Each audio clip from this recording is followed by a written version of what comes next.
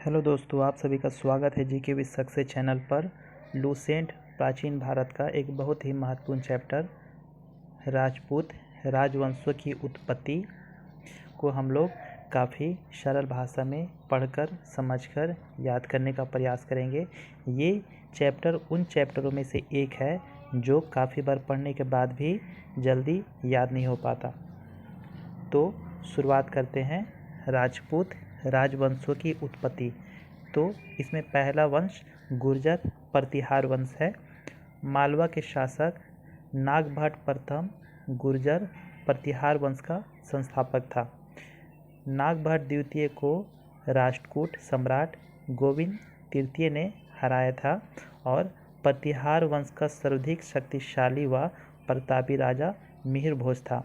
उसने अपनी राजधानी कन्नौज में बनाई थी और वह विष्णु भक्त था। उसने विष्णु के सम्मान में आदिवराह की उपाधि धारण की थी।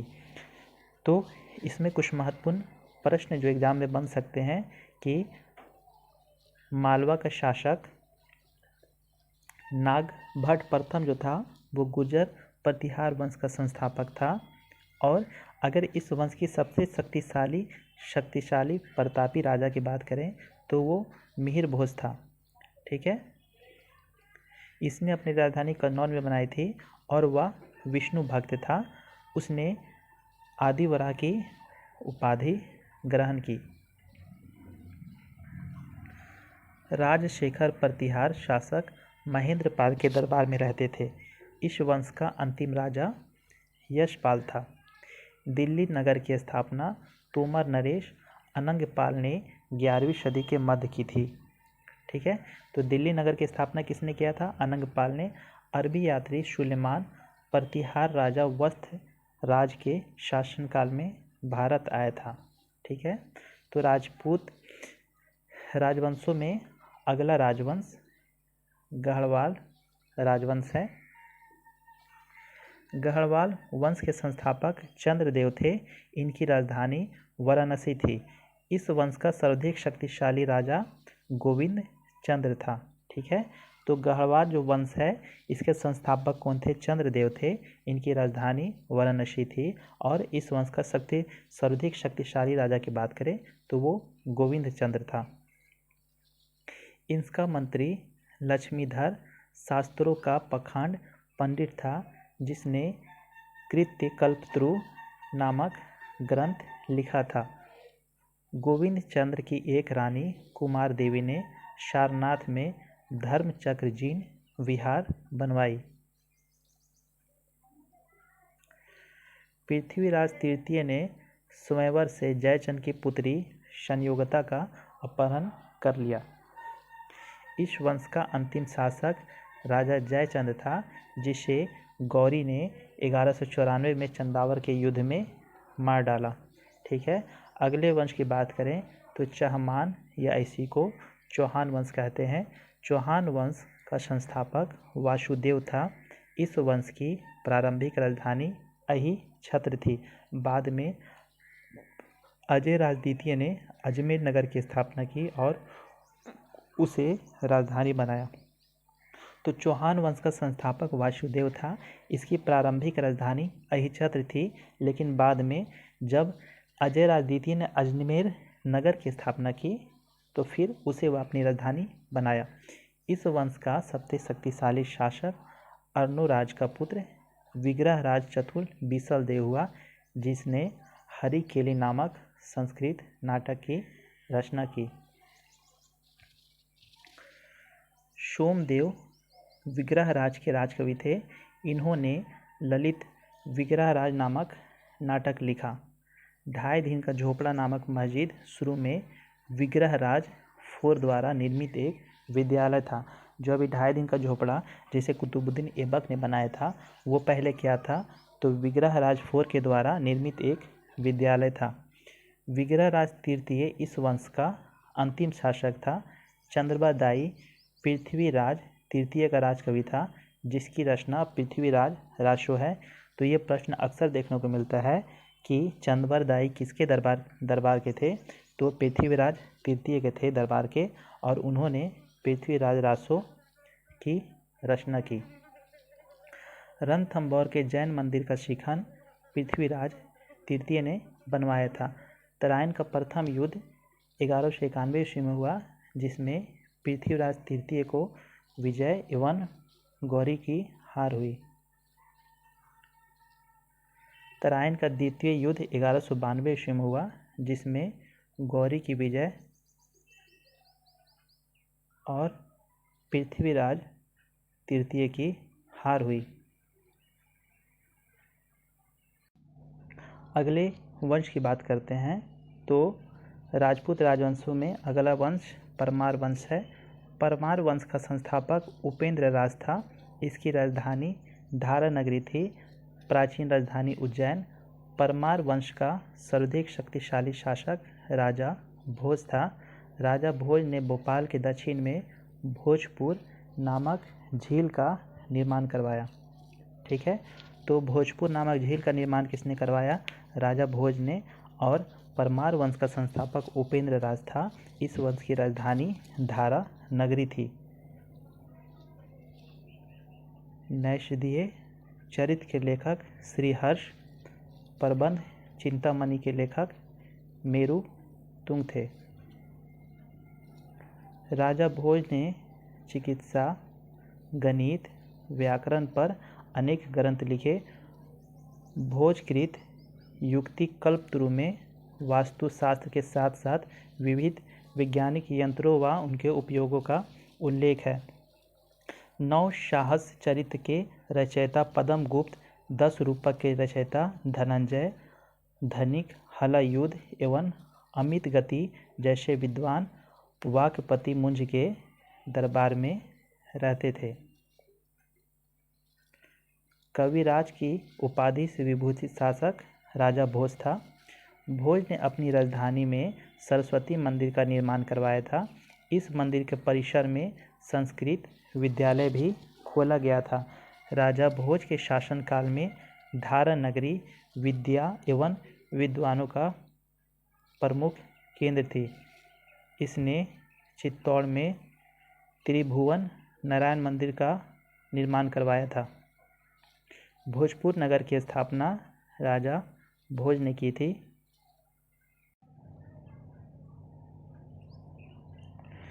परमार वंश के बाद तोमर वंश का, उसके बाद चौहान वंश का और अंत में 1297 में अलाउद्दीन खिलजी के सेनापति नुसरत खां या फिर उलुग खां ने मालवा पर अधिकार कर लिया। ठीक है, अगले वंश की बात करें तो चंदेल वंश हुए।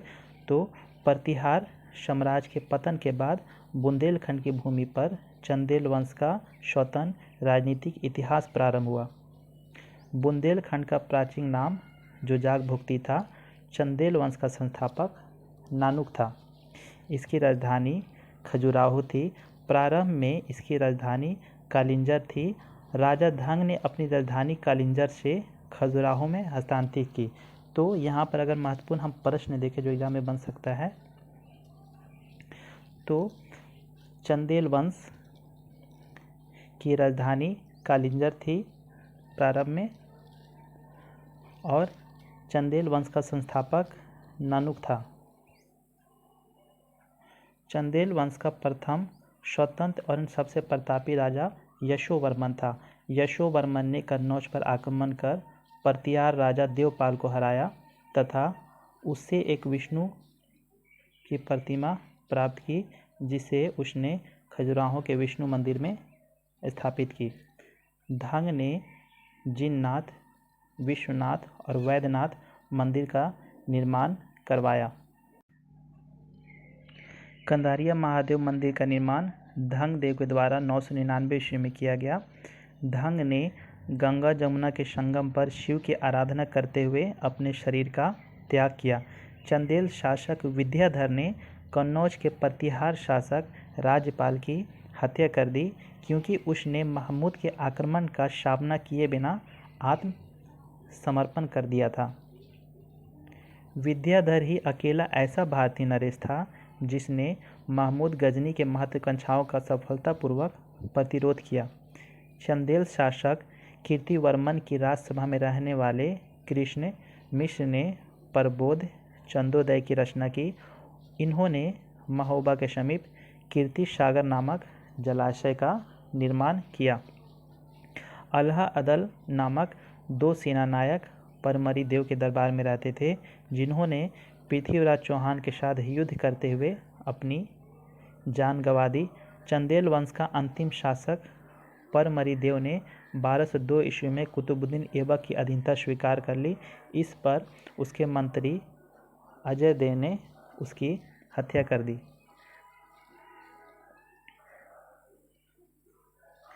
चंदेल वंश के शासक यशोवर्मन ने 954 ईस्वी में लक्ष्मण मंदिर का निर्माण करवाया था। इस मंदिर की योजना पंचायतन किस्म की है। एक अर्ध मंडप, एक मंडप, एक महामंडप और विमान सहित गर्भगृह है। हर हिस्से की अपनी अलग छत है जो पीछे की ओर उठी हुई है। गर्भगृह के बाहरी दीवारों और प्रदक्षिणा पथ की बाहरी एवं भीतरी दीवारें प्रतिमाओं से सजी हुई है। बाहरी दीवारें अनेक देवी देवताओं की प्रतिमाओं तथा कमोद्दीप आकृतियों से सुसज्जित है। खजुराहो के मंदिर अपनी कामुक प्रतिमाओं के लिए प्रसिद्ध है। मंदिर के चारों कोनों पर देवालय बने हैं, जिसमें 3 देवालय में विष्णु की, एक में सूर्य की प्रतिमा है जिसे देवालय की छत पर बनी केंद्रीय प्रतिमा से पहचाना जा सकता है। सोलंकी वंश अथवा गुजरात के चालुक्य वंश। सोलंकी वंश के संस्थापक मूलराज प्रथम था। इसकी राजधानी अहिलवाड़ थी। मूलराज प्रथम शैव धर्म का अनुयायी था। ठीक है, तो सोलंकी वंश की बात करते हैं तो इसके संस्थापक मूलराज प्रथम थे। इसकी राजधानी अहिलवाड़ थी और यह शैव धर्म का अनुयायी था। भीम प्रथम के शासनकाल में महमूद गजनवी ने सोमनाथ मंदिर पर आक्रमण किया था। भीम प्रथम का सामंत विमल ने आबू पर्वत पर दिलवाड़ा का प्रसिद्ध जैन मंदिर बनवाया। सोलंकी वंश का प्रथम शक्तिशाली शासक जय सिंह सिद्धराज था। प्रसिद्ध जैन विद्वान हेमचंद्र जय सिंह सिद्धराज के दरबार में था। माउंट आबू पर्वत पर एक मंडप बनाकर जय सिंह सिद्धराज ने अपने 7 पूर्वजों की गजारोही मूर्तियों की स्थापना की।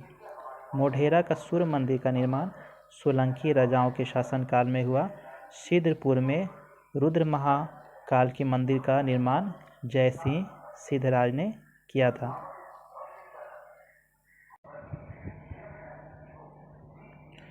सोलंकी शासक कुमारपाल जैन मत अनुयायी था।